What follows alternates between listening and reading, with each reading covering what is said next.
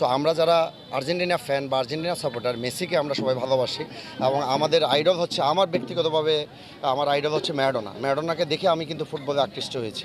ম্যারাডোনার যখন ছবি, জার্সির ওপর একটা ছবি ছিল, ওই ছবি দেখে কিন্তু আমি নিজে ফুটবলার হয়েছি। তো আমি চাচ্ছি যে আমাদের এই প্রজন্মটাকে আমরা ফুটবলের যে ক্রেজ বা ইমেজ বা আমাদের দেশে ফুটবলের যে পপুলারিটি, সেটাকে কাজে লাগিয়ে আমরা চাচ্ছি যে আমাদের দেশটাকেও যেন আমরা ফুটবলে যেন একটা উঁচু লেভেলে নিয়ে যেতে হবে। সেই জন্য বিগত 2 দিন আগে আমাদের এখানে আর্জেন্টিনা বনাম ব্রাজিল নিয়ে একটা সংঘর্ষ হয়। তো তখন ব্রাজিলের অনেক লোক আমাকে নিয়ে টল করে। তো আমি তাদেরকে বলছিলাম যে বিগত পাঁচটাতে বিশ্বকাপ নিয়েছে, আমার জন্মের পর কখনো দেখিনি ব্রাজিল আজ পর্যন্ত বিশ্বকাপ অর্জন করতে। কিন্তু আমাদের যে আর্জেন্টিনার বিশ্বকাপ অর্জন করছে, কিভাবে করছে, এটা আমাদের অঙ্গীকার এবং আমাদের প্রতিভা আছে বিদায়।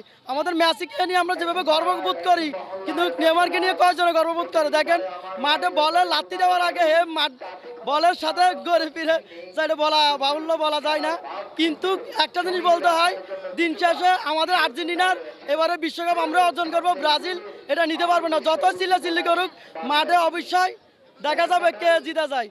তো আমরা এই নিয়ে আর কিছু বলার মতো নাই, ব্রাজিল জীবনও জিততে পারবো না। আজকে যে আমি ব্রাজিল সমর্থক, এটা আজকে থেকে না, আমার আসলে ফুটবল জীবন থেকে, এবং আমি যতদূর বুঝি, যেদিন থেকে আমি ফুটবলকে নিয়ে ভাবি, নিজেও খেলোয়াড় ছিলাম, এরপর শেষ করে সংগঠক হয়েছি। আমি অনেক পূর্ব থেকে, অনেক বছর থেকে আমি ব্রাজিলের সমর্থক। তো আপনি যে প্রশ্নটা করেছেন, আসলে এইবারে ব্রাজিলের সবচেয়ে চমক হবে ভিনিসিয়াস জুনিয়র এবং রাফিনা। লুকাস পাটাকা আছে, তবে আমার মনে হয় যে এই এনরিক, ওরা কিন্তু চমক দেখাবে এবং আগামী দিনের তারকা হিসেবে তারা ব্রাজিলে নতুনভাবে উদ্বোধিত হবে। আমাদের অতীতে 2002 সালে আমরা লাস্ট কাপ নিয়ে এসেছি আপনার কাপুর আন্ডারে। লাস্ট এখন আমাদের ব্রাজিল আন্ডারে কোনো শিরোপা নাই।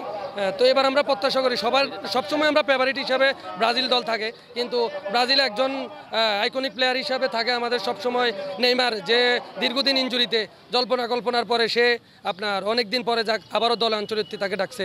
তা আমরা চাই যেন নেইমারের হাত ধরেই এবার আমরা নেইমার, ভিনিসিয়াস, তারপর আপনার মার্কিনিউস, ক্যাসেমিরো, এদের আন্ডারে যেন, রাফিনা, এদের আন্ডারে যেন আমরা যেন সফলভাবে একটা, আমরা যেহেতু ব্রাজিল সাপোর্ট করি, আমরা যেন চাই ওরা একটা আমাদেরকে একটা বাংলাদেশি সমর্থক হিসাবে আমরা যেন ওরা আমাদেরকে একটা শিরোপা দেখ, একটা ষষ্ঠ হেক্সা মিশন যায়, এটাই আমরা চাই যে এই খেলাটা খেলার মাঝে ভ্রাতৃত্ব বন্ধুতা তৈরি হোক। খেলা পর্যায়ে সবাই আমাদের একই পরিবারের সন্তান। আমাদের দেশ বাংলাদেশ, আমরা এই জিনিসটাই চাই। আমরা দুই দল বিভক্ত হই, খেলার 90 মিনিট পর যেন আমরা সবাই বাংলাদেশের জনগণ, বাংলাদেশের ফুটবল প্রেমী, আমরা এটাই বিশ্বাস করি। আর আমি দুর্বল জন্য শুভকামনা জানাই। এবং কি আজকে বাংলাদেশের মধ্যে ব্রাজিল আর্জেন্টিনার মধ্যে যে সম্প্রীতির খেলাগুলো হয়, এই খেলাগুলো যেন সংঘাতে পরিণত না হয়, যেন সম্প্রীতির মধ্যে থাকে, আনন্দঘন মুহূর্তের মধ্যে থাকে, আমরা সেটা আশা করি। এবং কি বিশ্বকাপে ব্রাজিল আর্জেন্টিনা দুই টিমের জন্যই শুভকামনা রইল। ধন্যবাদ।